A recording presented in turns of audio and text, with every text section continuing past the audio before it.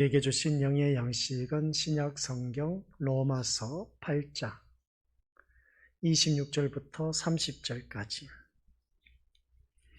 우리 한 목소리로 함께 합독하도록 하겠습니다. 이와 같이 성령도 우리의 연약함을 도우시나니 우리는 마땅히 기도할 바를 알지 못하나 오직 성령이 말할 수 없는 탄식으로 우리를 위하여 친히 간구하시느니라. 마음을 살피시는 이가 성령의 생각을 아시나니 이는 성령이 하나님의 뜻대로 성도를 위하여 간구하심이니라. 우리가 알거니와 하나님을 사랑하는 자, 곧 그의 뜻대로 부르심을 입은 자들에게는 모든 것이 합력하여 선을 이루느니라. 하나님이 미리 아신 자들을 또한 그의 아들의 형상을 본받게 하기 위하여 미리 정하셨으니 이는 그로 많은 형제 중에서 맏아들이 되게 하려 하심이니라. 또 미리 정하신 그들을 또한 부르시고 부르신 그들을 또한 의롭다 하시고 의롭다 하신 그들을 또한 영화롭게 하셨느니라. 아멘. 이 말씀은 하나님께서 하신 말씀을 통해서 주신 교훈의 제목 시작.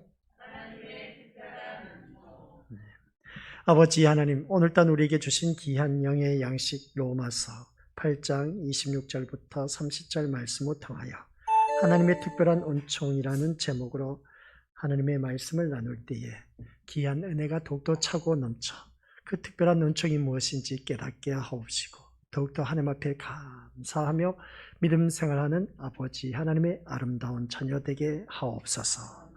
예수님 이름으로 기도드립니다. 아멘. 우리가 지난 시간에 말씀을 들어서 다들 잘 알고 계신 것처럼 온전히 어느 누구든지 합하라는 그 말씀. 그래서 우리가 잘 사용하는 그 언어 중에 이 세상에 내 마음과 같은 사람은 있다 없다? 없다라고 한 것을 우리가 다들 잘 알고 계십니다. 이 말은 이 세상을 살아가는 많은 사람 중에 내 마음과 같이 생각하고 행동하는 사람이 없다라는 말씀의 내용입니다. 그런데 성경은 같은 말과 같은 마음과 같은 뜻을 가지고 하나가 되어야 한다라고 지난주 온전히 합하라는 말씀을 통해서 우리에게 알려주었습니다. 그것은 우리가 그리스도의 몸을 이루고 있는 지체들로서 따로 뗄래야 뗄 수 없기 때문에 같은 말, 같은 마음, 같은 뜻을 가지고 모든 일들을 준행해 나갈 수가 있다는 것을 우리가 말씀을 통해서 깨달았습니다. 온전히 합하게 되어져서 주님의 지상 명령, 우리 다들 잘 알고 계신 것처럼 너희는 가서 모든 민족을 제자로 삼아 아버지와 아들과 성령의 이름으로 세례를 베풀고 내가 너희에게 분부한 모든 것을 가르쳐 지키게 하라. 마태복음 28장 20절 말씀 우리가 다들 잘 알고 계십니다. 그래서 주님의 증인된 우리 귀한 믿음의 심령들 모두 다가 복음을 전하는 일에 힘을 써야 한다는 것을 말씀해 주고 있음을 우리가 지난 시간 말씀드려서 잘 알고 계십니다. 그러면 이 시간 우리가 복음을 전하는 데 있어서 힘을 쓰고 애쓰고 노력하는 그러한 우리가 되어야 되는데 그러한 자가 안 된다면 우리 믿음의 모습들 직무유기라 해도 과언이 아닌 것을 보게 됩니다. 그래서 복음 전하는 일에 우리 믿음의 모습들 너나 할 것 없이 모두 다가 열심을 내야 된다는 것을 꼭 기억하시길 바랍니다. 이 말씀 들으면서 우리 더더욱더 주 안에서 그 성령 하나님께서 우리의 연약함을 너무나 잘 알고 계십니다. 그래서 우리를 도와주신다라고 오늘 본문 말씀을 통해서 교훈해주고 있음을 보게 된 것이죠. 우리는 그래서 무엇을 위해서 기도해야 하는지조차 모르지만 성령 하나님께서는 말로 할 수 없는 탄식으로 우리를 위해서 간구하고 계시기 때문에 걱정하지 않아도 된다라는 말씀 내용입니다. 거기에 사람의 마음을 꿰뚫어 보시는 하나님께서는 성령 하나님의 생각이 무엇인지를 아십니다. 여기서 성령님의 생각이 무엇인지 안다는 것은 바로 한계를 갖는 그 인간의 언어로는 온전히 표현할 수 없을 정도 그 깊은 간절함으로 인간을 위해서 간구하고 계심을 이해하고 있다는 것을 바라보게 됩니다. 그래서 사람들마다 인간의 한계에 다다르면 더 이상 표현을 할 수가 없는 것을 보게 되는데 성령 하나님은 인간의 그 한계에 달하는 것에서 넘어서서 더 많은 것을 우리에게 교훈해 주고 있음을 보게 됩니다. 그래서 성령 하나님이 생각나게 해주시는 대로 우리가 기도하는 그런 자, 얼마나 좋은지 모릅니다. 다시 말해서 성령 하나님께서 하나님 뜻에 따라 우리 성도들을 위해서 중보 기도를 하신다는 말씀 내용입니다. 나의 연약함을 돕고 계신 그 성령 하나님, 그 성령 하나님께서 우리에게 부족함을 채워주시고 또한 서로 합력하여 선을 이룰 수 있도록 하시는 그 놀라운 역사가 우리 귀한 믿음의 거수들에게 임하신다는 것을 바라보게 됩니다. 그래서 우리는 하나님께서 모든 일을 하나님을 사랑하는 사람, 즉 하나님의 목적을 위해서 부르심을 받은 사람들에게 모든 일이 합력하여 선을 이루시기 위함임을 알고 있다는 것을 보게 됩니다. 그리고 하나님께서는 전부터 아셨던 사람들의 아들과 같은 형상을 갖도록 미리 정하시고 하나님의 아들 많은 형제 중에서 맏아들이 되게 하셨다라는 것, 우리 예수 그리스도를 맏아들이 되게 하셨다는 것 다들 잘 알고 계시라 봅니다. 말하자면 집안의 맏형처럼 여기는 것이다 라는 내용입니다. 그래서 그 형제들이 맏형을 닮아가는 것이죠. 그러기에 맏형이신 예수님을 닮기 위해서 하나님께서 우리에게 특별한 은총을 허락해 주셨다는 말씀 내용입니다. 예전에 어르신들 그럽니다. 첫째가 잘 돼야 둘째도 잘 되고 셋째도 잘 된다. 그래서 밑으로 동생들이 다 잘 되니까 첫째를 위해서 부모님들은 투자를 합니다. 그래서 첫째가 하고자 하는 모든 일들에 그냥 쏟아붓는 것을 보게 된 것이죠. 그래서 형제들 가운데서 첫째가 집에서 돈 갖다 쓰는 것이 참 많이 있습니다. 근데 둘째, 셋째에게는 돌아가는 그게 별로 없습니다. 첫째에게 모든 것을 쏟다 보니까. 그런데 첫째가 잘 되면 참 좋은데 첫째가 잘못되었을 때 그 가정이 참 무너지는 것을 보게 됩니다. 그런 모습을 보는 것처럼 첫째가 잘 되어야 된다는 것이죠. 그래서 예수 그리스도를 우리에게 맏형으로 보내주셨다는 말씀입니다. 그럼 우리는 그 모두 다가 그 첫째가 잘 되었을 때 첫째를 우리가 바라보면서 다들 닮아간다라고 그렇게 표현한 것을 알 수가 있습니다. 그래서 우리 또한 우리의 맏형이신 예수님을 닮기 위해서 하나님께서 우리에게 특별한 은총을 오늘 우리에게 부여해 주셨다는 말씀입니다. 그래서 그 은총의 첫 번째는 무엇이겠습니까? 하나님께서 우리를 부르셨다는 것입니다. 이게 바로 특별한 은총 첫 번째. 그 다음 두 번째, 우리를 부르신 그 귀한 믿음의 고수들을 어떻게 하셨다? 의롭게 하셨다라고 하는 것을 보게 됩니다. 그럼 의롭게 하신 우리를 세 번째는 영화롭게 하셨다는 것이죠. 첫 번째로 하나님께서 미리 정하신 우리를 부르셨다는 내용을 우리 한번 살펴보고자 하는 내용입니다. 하나님께서 미리 정하신 우리를 부르셨다. 참 어떻게 보면 오늘 이 자리에 앉아 계신 우리 것들은 대단하신 분들이다라고 해도 과언이 아닌 겁니다. 결론부터 말씀드리겠습니다. 세상에는 진짜 많은 사람들이 있습니다. 70억 인구가 있는데 그 중에 이 거룩한 주의 하나님께서 미리 정하셔서 나를 불러주셨다. 그런데 그 70억 가운데 다 불러주신 것이 아닌 겁니다. 미리 정해서 나를 불러주셨다라는 것이 바로 오늘 우리에게 특별한 은총인 겁니다. 이 특별한 은총을 누리는 우리 것들은 이 자리에 내가 나온 것이 아니라 하나님께서 미리 정해 놓으셨던 하나님의 백성들이 나와서 이렇게 예배를 드리고 있다는 사실입니다. 그래서 하나님이 미리 아신 자들은 했을 때 하나님이 미리 사랑하신 자들과 같은 의미임을 바라보게 됩니다. 미리 정하셨다, 미리 사랑해 놓으셨다라는 그런 말씀입니다. 이는 누군가를 구원하기로 작정하신 하나님의 신적 그 예정의 유일한 기초는 하나님의 사랑임을 알게 하고 있음을 알 수가 있습니다. 여기서 신학적인 용어가 나오죠. 여기서 신학적인 용어가 뭡니까? 예정이란 단어가 나옵니다. 예정은 뭡니까? 미리 예자, 정할 정자입니다. 하나님께서 미리 우리를 정해 놓으셨다는 겁니다. 그분들이 오늘 이 자리에 나와서 하나님 앞에 예배를 드리고 있다는 것이죠. 참 귀한 하나님의 은혜, 특별한 은총을 받아 누리고 있다는 말씀입니다. 그래서 하나님은 그가 미리 아신 자들, 즉 사랑하신 자들을 미리 정하셨다는 겁니다. 이 자리에 앉아 계시는 우리 권속들을 미리 정하여 놓으셨다는 겁니다. 이것만 생각해도 너무나 뿌듯하지 않습니까? 하나님께서 나를 미리 정해 놓으셨다는 것이죠. 즉 사랑하신 자들 미리 정하셨다, 예정하셨다라는 그런 말씀입니다. 이런 우리를 예수님의 형상, 즉 예수님을 성품을 닮거나 비슷할 뿐만 아니라 그분과 같은 그 건세의 영역, 승천 후에 영광스러운 모습으로 변화된다는 것입니다. 그래서 우리는 그리스도와 같은 실체로 인정받게 되고 그리스도와 똑같은 본질적 성품에 참여하게 된다는 말씀입니다.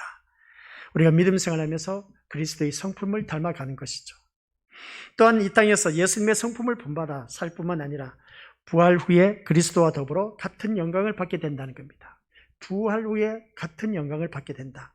이게 이제 마지막 단계에 가서 의롭게 된 우리를 영화롭게 하신다라는 말씀과 연결되는 것을 보게 됩니다. 이것은 하나님께서 미리 택하시고 예정하신 자들을 위해 이미 준비하신 계획이라는 말씀 내용입니다. 오늘 이 자리에 앉아 계신 우리 것들을 위해서 미리 준비해 놓으시고 계획해 놓으셨다는 말씀 내용입니다. 최종적 구원의 자리에서 우리 그리스도의 형상과 그 일치한 자들을 어떻습니까? 개념상 그리스도의 손 아래 형제라고 말할 수 있음을 보게 됩니다.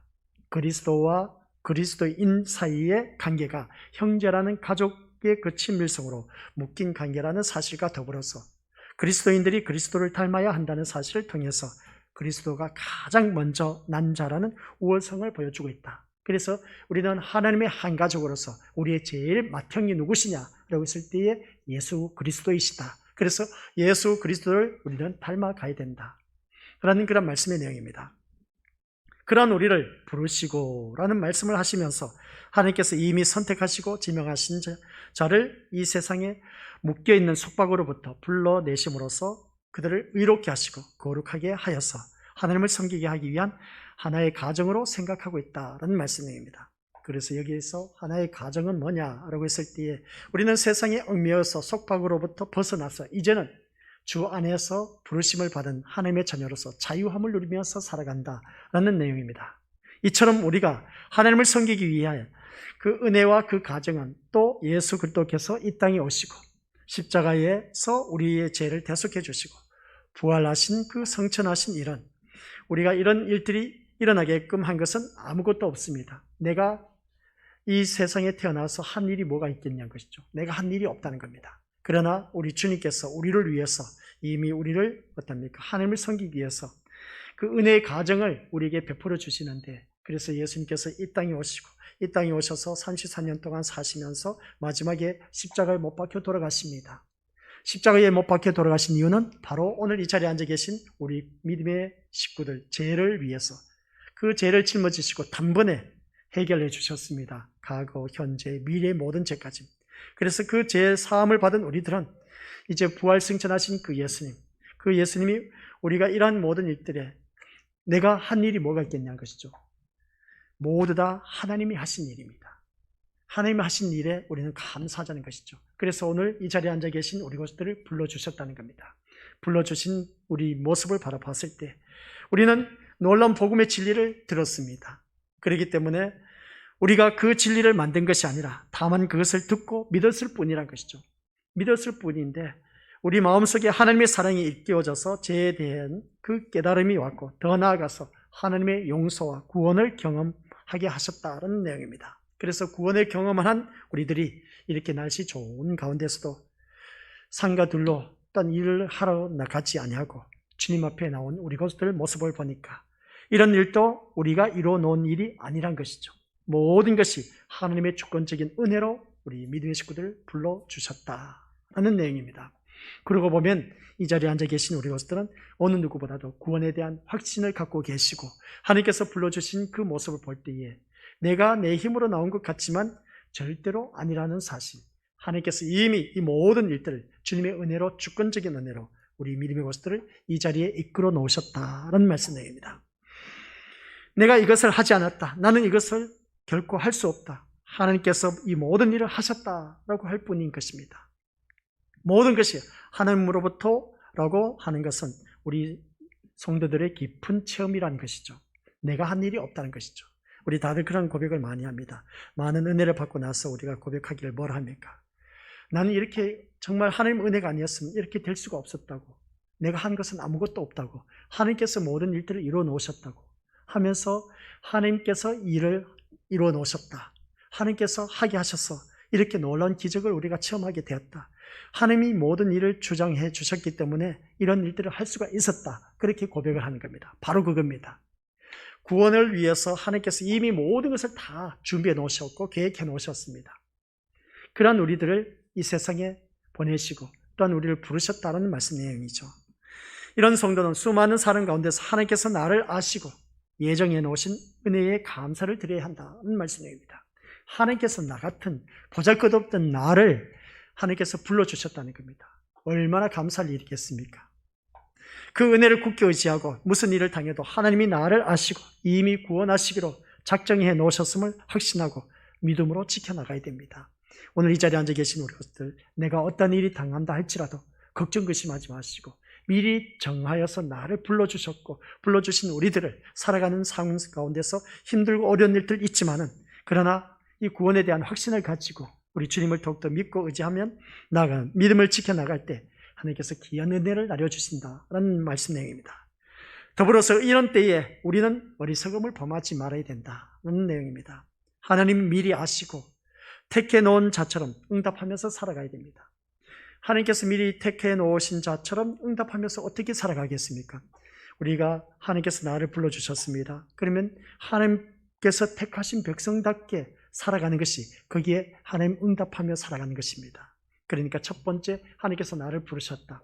부르신 이유는 하나님께서 하나님 백성답게 살아가기 위해서 불러주셨다. 불러주신 그 모습 볼 때 그게 바로 하나님 앞에 응답받으면서 살아가는 그 모습을 보게 됩니다. 하나님의 자녀로서 하나님 나라의 시민과 백성으로서 합당하게 본분을 지켜 살아가야 된다는 그런 말씀입니다. 이것이 하나님의 주권적인 구원 섭리와 은혜에 응답하는 성도의 합당한 자세이다라는 말씀입니다. 오늘 우리가 하나님 백성으로서 성도의 합당한 자세, 하나님께서 나를 불러주셨다는 겁니다. 그러면 내가 오늘 말씀 첫 번째 주제 핵심 키워드가 뭡니까? 나를 불러주셨기 때문에 하나님 백성답게 살아가자. 시작. 그래서 이 말씀을 하나님께서 우리에게 얼마나 기가 막히게 표현을 해놨는지 예레미야서 1장 5절 우리 같이 읽어보도록 하겠습니다. 시작. 나는 너를 내 어미 뱃속에서 만들기 전부터 알았고 내가 태어나기도 전에 너를 거룩하게 구별하여 여러 나라에 보낼 예언자로 세웠다. 쉬운 성경으로 우리 미리 오스들 풀어놨습니다. 어미 뱃속에 내가 이제 정자와 난자가 수정해서 아기가 뵀습니다. 그게 바로 이제 엄마 뱃속에서 10개월 있다가 이 세상에 태어나지 않습니까? 근데 하나님께서는 이미 엄마 뱃속에 있기 전에 나를 미리 만들어 놓으셨다는 겁니다. 이미 뱃속에서부터 만들기 전부터 나를 알았다는 겁니다. 우리 주님께서. 그래서 오늘 우리 믿음의 것들 모두 다가 엄마 뱃속에 있기 전부터 하나님께서 나를 아셨다고 하니까 하나님의 구원의 계획은 언제부터 시작된지 아시죠? 엄마 뱃속에 있기 전부터 하나님께서 나를 아셨고 엄마 아빠가 만나게 해서 나를 이 세상에 태어나게 하시고 나를 태어나게 해서 자라서 성숙하고 성장해서 믿음 생활하면서 우리 신림교에서 또 믿음의 발판을 닦아서 이제 영원한 천국에 이르게 된 겁니다. 하나님의 구원 계획은 엄마 뱃속에 있기 전부터 하나님께서 나를 이미 계획해 놓으셨다는 그런 말씀입니다. 그런 나를 내가 태어나기도 전에 나를 거룩하게 구별했다는 겁니다. 하나님께서 얼마나 축복된 메시지인지 몰라요. 오늘 이 자리에 앉아 계신 우리 믿음의 식구들이 바로 하나님께서 벌써 나를 태어나기도 전에 구별해 놓으셨답니다. 그 구별해 놓은 것이 거룩하게 구별해 놓았다는 겁니다. 근데 거룩하게 구별해 놓은 모습이 뭔지 아십니까? 여러 나라에 보낼 예언자로 세우셨다는 겁니다. 이 자리에 앉아 계신 우리 것들, 우리가 이 말씀을 바라보면 정말 저는 이 예레미야 1장 5절 말씀 보면서 참 너무나 은혜를 많이 받았습니다. 엄마 뱃속에 있기 전부터 나를 하나님께서 알아주셨다. 알아주신 나를 태어나기도 전에 하나님께서 이미 또 구별해 놓으셨다. 거룩하게 구별해 놓으셨는데 나를 여러 나라에 보낼 예언자로 보내셨다. 선교사로 보내셨다는 그런 내용입니다. 그래서 우리는 멀리 나가서 복음을 전파하지 못하더라도 선교사들이 나가서 복음을 전파하지 않습니까? 그런 것처럼 우리 신림교회도 6교회를 세우고 많은 교회를 국내외로 섬기고 있습니다. 참 잘하고 있는 일입니다. 근데 우리 믿음의들 해외에 나가서 선교하는 그분만이 선교사가 아니고 오늘 이 자리에 앉아 계신 우리 건석들을 엄마 뱃속에 태어나기도 전에 나를 거룩하게 구별해서 여러 나라에 보낼 예언자로 세우셨다는 겁니다. 우리 이 자리에 앉아 계신 우리 건석들 여러 나라에. 그래서 여기서 예언이란 단어가 있습니다. 예언이란 단어는 미리 앞날을 내다보고 말하는 것을 두고 예언이라고 하지 않습니까? 그게 아닌 겁니다. 여기에서 예언은 맡을래 말씀 언자입니다. 말씀을 맡은 자로 이 땅에 여러 나라에 보내심을 받아 세우심을 받았다는 겁니다. 우리 믿음의 식구들 한 분 한 분을 세우셨다는 것이죠. 세계는 참 많은 강대국이 있습니다. 미국, 아프리카, 말라이, 영국, 포르투갈, 이집트, 미국, 일본, 중국, 얼마나 많은 나라가 있는지 모릅니다. 그 많은 나라 중에 우리 하나님께서 오늘 이 자리에 앉아 계신 우리 것들은 이 말씀처럼 하나님의 말씀, 여러 나라에 보낼 예언자로 세웠다는 겁니다. 대한민국의 나를 세웠다는 겁니다. 하나님께서 오늘 이 자리에 앉아 계신 우리 믿음의 식구들을 말씀을 맡은 자로 대한민국에 태어나서 세웠다라는 그런 말씀 내용입니다. 그러고 보면 우리 믿음의 식구들은 해야 할 일들이 참 많이 있음을 바라보게 됩니다. 그래서 오늘 더 주님 안에서 하나님께서 나를 부르신 이유가 언제부터? 이미 엄마 뱃속에 있기 전부터 나를 부르셨고 엄마 뱃속에서 10개월 동안 살게 하다가 이 세상에 보냈는데 여러 나라들 가운데서 사시사철이 뚜렷한 이 대한민국이 태어나게 하셨고 그래서 대한민국에 우리 믿음의 것들 말씀을 맡은 자로 세우셨다는 겁니다. 우리 것들을. 이게 바로 하나님의 첫 번째 부르심이었습니다.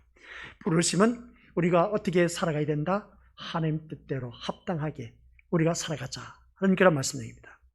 하나님 뜻대로 하나님 자녀답게 살아가자는 겁니다. 그게 하나님께서 우리를 부르셨던 첫 번째 하나님의 특별한 은총을 받아 누리는 우리들은 나를 불러주셨는데 합당하게 살자는 겁니다. 하나님의 뜻에 합당한 삶을 사는 사람, 하나님 백성답게 사는 사람, 그게 바로 오늘 우리가 해야 할 하나님의 특별한 은총을 받아 누리는 우리들이 해야 할 일들이다 라는 말씀입니다. 그러면 하나님의 부르심을 받은 우리들 두 번째 뭐라고 합니까? 부르신 우리를 의롭게 하셨다. 이것 또한 결론적인 말씀부터 드리도록 하겠습니다. 우리는 예수 그리스도로 말미암아 어느 누구든지 제3의 은총을 받았습니다. 그래서 우리는 죄인이었지만 예수 그리스도의 십자가 사건으로 인해서 단번에 모든 죄가 해결받았습니다. 과거, 현재, 미래의 모든 죄까지. 그래서 우리는 의롭게 된 하나님의 자녀입니다.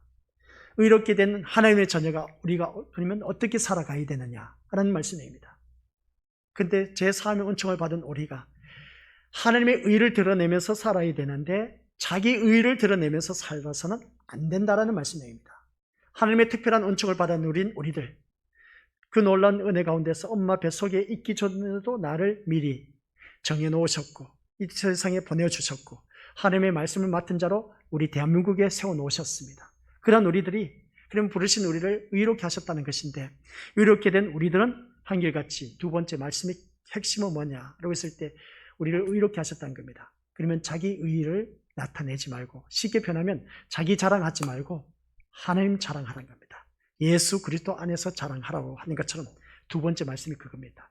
내가 하나님 앞에 특별한 은총을 받아 누린다면 우리 것들 내 자랑이 아닌 나를 통해서 하나님을 나타낼 수 있는 하나님을 자랑할 수 있는 그러한 자가 되어야 된다 하는 말씀입니다. 그게 두 번째 말씀의 핵심입니다. 그래서 하나님은 미리 정하신 우리를 부르시고 부르심을 받은 우리를 의롭게 하셨다는 것. 로마서 8장 30절에 또 미리 정하신 그들을 또한 부르시고 부르신 그들을 또한 의롭다 하시고 한 이 말씀에서 미리 정하신 성도들이 출생하기 전 영원 전에 하나님이 이루신 구원의 가정이다 라는 말씀입니다. 구원의 가정 속에서 그러나 불러주시고 또 부르신 사람들에게 그리스도를 구주로 믿게 하사 의롭게 하신 섭리는 우리들의 현재 삶에서 이루어지는 구원의 가정입니다.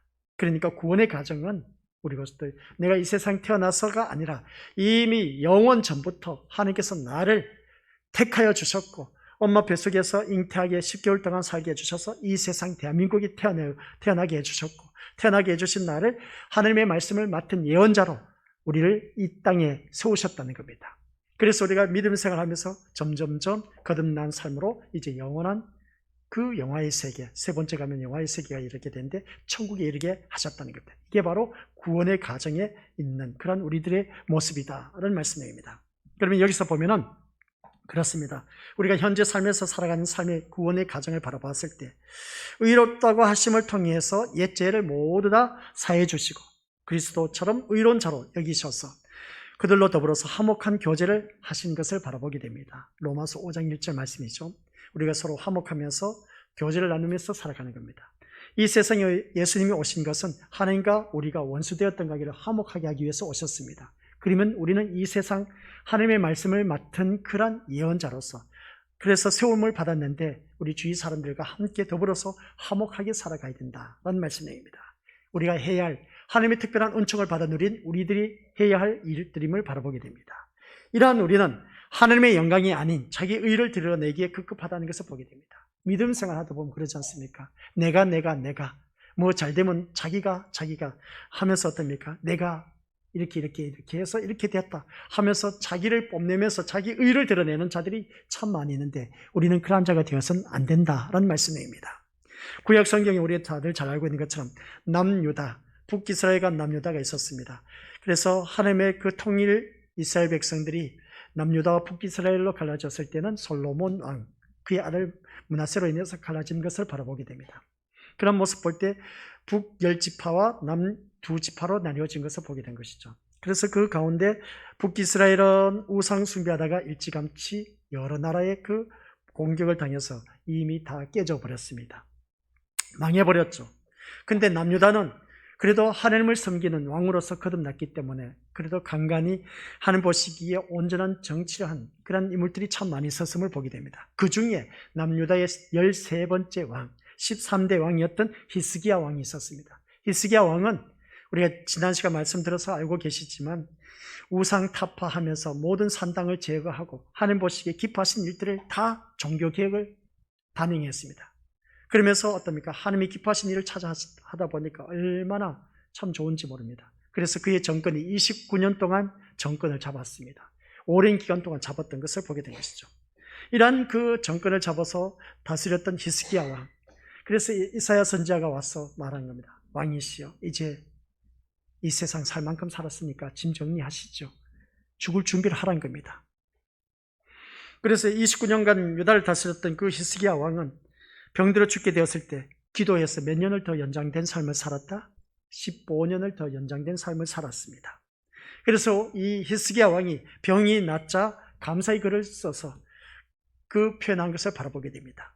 이사야 38장 9절부터 22절까지 기록된 그 내용을 바라보면 이 히스기야 왕이 내가 병을 나아서 이렇게 감사의 글을 쓰는 것을 바라보게 됩니다. 우리는 교회에 나오면 감사 예물 드릴 줄 압니다. 감사의 예물을 드릴 줄은 알지만은 감사의 일기를 써보셨느냐는 말씀입니다. 히스기야 왕은 고침을 받아서 감사해서 감사의 글을 썼다는 것을 우리가 성경 말씀을 통해서 알 수가 있습니다. 이런 모습을 바라봤을 때 참 대단한 인물이었음을 보게 됩니다. 그러나 히스기야 왕이 자기 의를 드러내면서 바벨론에서 온 그 사자들에게 자기 보물, 그리고 국고에 있는 보물을 다 보여주면서 이것이 다 하나님의 은혜로 말미암아 하나님께서 우리나라에 이렇게 많은 보물을 주셨습니다 라고 그렇게 말을 했더라면 바벨론 사자가 이 나라 함부로 손댔다간 큰일 나겠다 해서 어떤 두려움 때문에 이 바벨론이 유다를 공격 못했을 겁니다. 그런데 이 히스기야 왕이 국고에 있는 그 보물을 보여주면서 바벨론 그 사자에게 이 모든 것이 자기를 나타내면서 내가 하면서 자기 의를 드러내다 보니까 그게 잡힌 것이죠. 그래서 어떻게 됐겠습니까? 자기 의를 드러내면서 바벨론에서 온 사자들에게 나라의 보물을 보여주었는데 그 계기로 인해서 이사야에게 책망을 받게 됩니다. 이사야 선지자에게. 그래서 바벨론의 포로가 될 것이라는 예언을 받게 된 것이죠. 결국은 망했습니다. 자기 의를 나타내면 망하게 되어 있습니다. 하나님 의를 드러냈으면 안전하고 하나님께서 보호해 주셨을 텐데 그러지 못했다는 것이죠. 우리 믿음의 것들, 이 말씀 속에서 무슨 말씀인지 이해가 되시죠? 잘 나간다, 남들보다 뛰어나다, 훌륭하다, 사업이 성공했다, 이거 우리 믿음의 것들 내가가 아니고 하나님이 이렇게 해주셨습니다. 하나님께서 이렇게 해주셨기 때문에 잘 되었습니다. 하나님께서 이렇게 해주셨기 때문에 제가 출세하게 되었습니다. 저는 오직 우리 주님께 영광 돌리는 길밖에 없습니다. 제가 한 일은 아무것도 없습니다. 이와 같이 히스기야 왕의 반대 인물이 있었습니다. 신약 성경에 와서 보니까 사도 바울이 있었죠. 그 하나님의 의를 나타낸 사도 바울의 경우를 보면 자신의 모든 일은 하나님의 은혜로 되었다고 그렇게 고백하는 것을 보게 됩니다. 이 말씀이 고린도전서 15장 10절의 말씀인데 우리 같이 읽어보도록 하겠습니다. 시작. 그러나 지금의 나는 하나님의 은혜로 된 것이므로 내게 베푸신 그분의 은혜가 헛되지 않습니다. 나는 다른 사도들보다 더 열심히 일하였습니다. 그러나 그 일은 내가 한 것이 아니라 나와 함께 하시는 하나님의 은혜로 한 것이었습니다. 아멘. 쉬운 성경으로 우리가 이 성경 말씀을 풀어놓은 것입니다. 나의 나 된 것은 전적인 하나님의 은혜라는 것이죠. 그리고 또 내가 한 일은 내가 아무것도 없다는 것이죠. 나와 함께 하신 하나님의 은혜로 한 것이었다라고 그렇게 고백하는 것을 보게 됩니다. 히스기야 왕하고 완전 대조적이지 않습니까? 바로 이러한 삶이 우리의 삶이 되어야 된다라는 말씀입니다. 이처럼 우리의 모든 일은 하나님의 섭리하에 이루어진 것이다 라는 말씀입니다. 히스기야처럼 자기 의를 나타내는 어리석은 자가 되지 마시고 사도 바울처럼 하나님의 의를 드러내는 지혜로운 자가 되시기를 주님의 이름으로 간절히 축원드립니다. 그래서 하나님은 우리를 부르셨습니다. 부르신 우리를 의롭게 하셨습니다. 그러면 의롭게 살아간 우리들은 어떻게 살아가야 된다? 자기 의를 나타내지 말고 하나님 의를 드러내라. 그러니까 모든 것을 하나님 자랑을 하라는 것이죠. 하나님 때문에, 우리 예수님 때문에, 우리 주님 때문에 내가 이렇게 되었습니다. 라고 두 번째 주제 핵심은 누구? 오직 우리 하나님께 의를 드러내라는 것이죠. 하나님의 의를 드러내라. 내 자랑하지 마시고. 첫 번째는 부르심을 받았으니까 하나님 백성답게 살아가라. 두 번째는 하나님의 의를 드러내라. 모든 것이 하나님 때문에 이루어진 것이다 라고 이 사도 바울처럼 고백하는 우리가 되어야 된다. 그러면 우리 미리버스들 우리가 하나님의 부르심을 받고 의롭게 되었습니다. 의롭게 된 우리들 세 번째 어떻게 하셨다고요? 네. 의롭게 하신 우리를 영화롭게 하셨다라는 말씀입니다. 출세해서 영광의 자리에 이르는 것을 보게 되지 않습니까? 그죠? 인류대학에 들어가서 출세해서 좋은 직장에 들어가고 하는 것은 하루아침에 된 것이 아닌 겁니다. 그들 또한 피나는 노력과 수고와 애씀과 그 모습이 있었던 것을 보게 된 겁니다. 그런 것처럼 우리 또한 나를 부르시고 의롭게 하신 우리 미리오스들 영화롭게 하셨다는 겁니다. 우리를 영화롭게 하시는 구원의 섭리에는 성도의 현재와 미래를 동시에 영화롭게 만드신다는 의미가 있음을 보게 됩니다. 먼저는 하나님의 영이신 성령을 주시고 하나님의 자녀라는 신분을 주셨습니다. 이 말씀은 다시 무서워하는 종의 영이 아닌 양자의 영을 받게 하심으로 아빠, 아버지라고 부르짖게 하시고 또한 성령 하나님은 친히 우리의 영과 더불어서 우리가 하나님의 자녀인 것을 증언하심으로 우리를 영화롭게 하셨다는 것입니다. 누가? 하나님이 우리를 영화롭게 하셨다는 겁니다. 그 영화롭게 하신 모습이 우리 미리것들 이것은 엄청난 것임을 우리에게 말씀해 주고 있음을 보게 됩니다. 로마서 8장 14절부터 16절 말씀의 내용인데 그러나 이 은혜만으로는 성도가 온전한 구원을 이루지 못합니다. 그래서 하나님은 성도를 이 세상에서 사는 동안 점점점 누구를 닮아가게? 그리스도를 닮아가는 거룩한 존재로 만들어 가신다는 말씀 내용입니다. 바로 이 과정을 뭐라고 합니까? 성화라고 합니다. 성화는 거룩할 성, 화합할 화자를 말씀하고 있음을 보게 됩니다. 성화되어 간다는 말씀이죠. 우리가 믿음 생활하면 할수록 예수 그리스도를 닮아가야 된다는 겁니다. 우리 앞에서 말씀드렸지 않습니까? 인류의 맏형 누구라고요? 예수 그리스도. 맏아들을 그렇게 표현합니다. 맏형으로 우리에게 표현하고 있습니다. 예수 그리스도 때로는 친구라고 표현하기도 하고 또한 예수 그리스도를 우리의 신랑이라고 표현하기도 한 것을 보게 됩니다.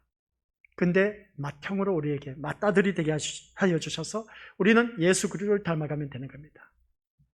이 성화의 과정을 거쳐야만 우리가 어디에 이를 수가 있다? 영화의 과정에 이를 수가 있다는 그런 말씀입니다. 영화로 가니까 앞에 화면이 나오니까 영화, 그 영화가 아닌 겁니다. 부귀 영화 건세라고 했을 때 그 영화의 그 건세 누린 그 모습이 내가 출세하고 나서 누리는 그 누림의 세계를 말하는 겁니다. 그러니까 우리가 이 세상 살면서 힘들고 어려운 일들 많이 있었지 않습니까? 이것이 지나고 나면은 우리 미리보스들 나에게 펼쳐진 그 세계는 엄청난 좋은 세계가 우리에게 주어진다는 겁니다. 믿지 않는 사람들은 지옥에 떨어지지만 그러나 우리는 이 세상 거 누리지 못하고 열심히 믿음 생활하다가 죽음 이후에 주어진 그 세계는 영화의 세계입니다. 이루 말할 수 없는 그 보상의 세계, 우리에게 너무나 펼쳐진 그 모습을 볼 때 감사할 일밖에 없다는 것을 보게 됩니다. 그래서 우리 모두 다가 이 성화의 과정을 잘 거쳐야만 한다는 것입니다. 이 성화의 과정을 거치지 못하면 영화에 이룰 수가 없다는 것이죠. 영화에 이룰 수가 없다는 것은 뭐겠습니까? 영화의 세계에 이룰 수가 없다는 것은 하나님 나라에 이룰 수가 없다는 겁니다. 그러면 그 성화 과정에서 어느 누구든지 재림하신 그리스도께서 성도들을 신령한 몸, 즉 영광스러운 하늘의 몸으로 부활시키고 천국의 영광을 입혀주시는데 이것이 하나님 마지막 구원의 섭리요 바로 성도를 영원히 영화롭게 만드시는 일입니다. 그러나 우리는 먼저 우리를 성도로 하나님의 아들로 삼으려고 예정하시고 불러주신 그 하나님의 은혜에 항상 감사를 드려야 한다는 말씀입니다. 또한 우리는 하나님께서 선택받은 하늘의 귀족이라는 것이죠. 하늘의 귀족. 우리 또한 이 세상에 보면 귀족 출신들이 참 많이 있습니다. 돈 많고 클래스가 다른 것이죠. 오는 세계가 다른 겁니다. 그래서 신앙의 확신을 늘 지니고 있어야 되는데 하나님께서 우리에게 주신 선택받은 하늘의 귀한 귀족의 그 확신을 갖고 살아가자는 말씀입니다. 그리고 나아가서 우리는 지금 성화 과정에 있다는 사실을 명심하고 범사에 누구를 닮아가야 된다? 예수 그리스도를 닮아가야 된다라는 말씀입니다. 그러면 이 성화의 과정, 구원의 과정이라고 말하는 겁니다. 그 구원의 과정을 바라보면 우리는 이미 창세 전이죠. 엄마 뱃속에 있기 전에 하나님께서 나를 이미 택해 놓으셨고 그래서 엄마 뱃속에 10개월 동안 살게 하시고 난 후에 이 세상에 우리가 보냄을 받은 하나님 말씀을 맡은 그 예언자로 세우셨습니다. 그래서 그 사명을 다 감당하고 나서 우리는 영원한 영화의 세계에 이르게 됩니다. 그 영화의 세계에 이르기까지는 그 구원의 과정 어느 한 부분을 우리가 뺄 수가 없습니다. 그러니까 처음 우리가 하나님께서 나를 아셨고 하나님 나라에 이를 때까지 영화의 세계, 천국에 이르기까지는 우리 미리오스들 그 과정 속에서 한 부분, 그러니까 쭉 오면서 한 부분 이 내가 힘들고 어려운 고난의 그 순간이 있습니다. 이것을 쏙 빼버리고 영화의 과정, 구원의 과정, 그러니까 구원의 과정에 있어서는 이 한 부분을 뺄 수가 없다는 겁니다. 그러니까 오늘 이 자리에 앉아 계신 우리 것들은 내가 지금 직면하고 있는 힘들고 어려운 그 과정, 그 고통의 세월, 그리고 일단 이 고난 지긋지긋하다고 하는 것을 보게 됩니다. 면제받을 수 없는 고난의 수업은 누구든지 받아야 됩니다. 그것을 받지 않으고는 이 영화의 세계에 이를 수가 없다는 겁니다. 거저먹기식이 없다는 것이죠. 편하게 우리가 천국에 이룰 수가 없다라는 그런 말씀 내용입니다. 우리 믿음의 식구들이 한결같이 이 말씀을 들으면서 지금 내가 직면하고 있는 현실의 힘들고 어려운 모든 문제점들 내가 그것을 성령 하나님의 도움을 구하면서 해결해 나가지 않으면 안 된다는 것입니다. 그러면 왜 하나님 자녀에게 말씀대로 살면은 모든 일들이 형통하고 축복받는 삶을 허락해 주셔야 되는데 그렇지 않느냐는 것이죠. 그런데 반대로 말씀대로 살지 않는데도 형통한 삶을 누린 사람은 왜 그렇게 하시냐는 겁니다. 이게 문제란 것이죠. 아이러니한 일들이 있음을 보게 됩니다. 말씀대로 순종해서 축복받는 것은 당연한 겁니다. 불순종했을 때 우리가 힘든 어려운 고난 당해서 또 당연한 겁니다. 그런데 조금 전에 말한 것처럼 말씀대로 온전히 순종하면서 FM대로 모든 삶을 살았는데도 불구하고 왜 힘든 삶을 주시냐는 것이죠. 반대로 개차반의 삶을 살면서도 하나님께서 왜 이 사람에게는 형통한 삶을 주시냐는 겁니다. 그것은 각자에게 주어진 분복이고 하나님 앞에 이르기까지 우리가 그 성화되어 가는 그 과정 속에서 내가 받아야 할 수업이기 때문에 그렇습니다. 그 고난의 수업을 내가 받아서 그것을 잘 이수하면은 우리 미리오스들 모두가 영화의 세계, 천국에 이를 수가 있다라는 그런 말씀 내용입니다. 그걸 목사님, 나 그런 거 정말 싫어요. 그 고난의 수업 쏙 뺀다? 쏙 뺄 수가 없습니다. 그것을 우리가 누구든지 다들 그래서 고난당한 것이 내게 유익이라고 하는 것을 보게 됩니다. 고난의 수업은 누구든지 다 겪어야 한다는 것을 보게 된 것이죠. 그래서 이 말씀을 들으면서 하나님께서 베풀어 주신 그 예정의 은혜, 미리 정하여 주신 그 하나님의 그 특별한 은총을 우리가 누리고 있습니다. 또한 하나님께서 나를 부르심의 은혜, 많은 사람들이 있는데 나를 불러주셨습니다. 그리고 또한 의롭다고 칭해 주신 그 하나님의 은혜, 칭의라고 하는 것이죠. 또한 하나님의 가족으로 삼아주신 그 은혜를 헛되이 만들지 말아야 한다는 겁니다. 그러므로 우리 신림교회 모든 믿음의 식구들이 그리스도를 닮아감으로써 장차 영원한 영화로움에까지 이르는 그 복된 우리 성도들이 되시기를 주님 이름으로 간절히 부탁을 드립니다. 그래서 결론입니다. 첫 번째는 하나님의 부르심을 받았습니다. 부르심을 받은 우리들은 특별한 은총을 받아 누리기 때문에 어떻게 살아가야 된다?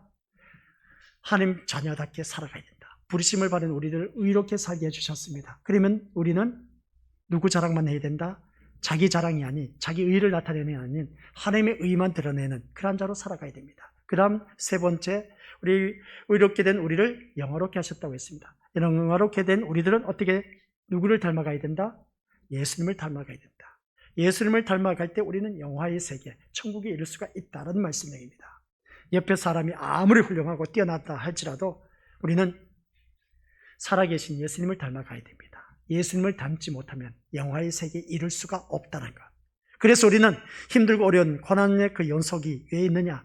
예수님을 닮게 하기 위해서, 세상의 불순물들을 다 제거하기 위해서 고난이 있음을 기억하시길 바랍니다. 결론입니다. 바울 사도는 본문을 통해서 우리 그리스도인이 장차 이르게 될 영광에 대해서 증언함으로 우리를 위로해 주셨습니다.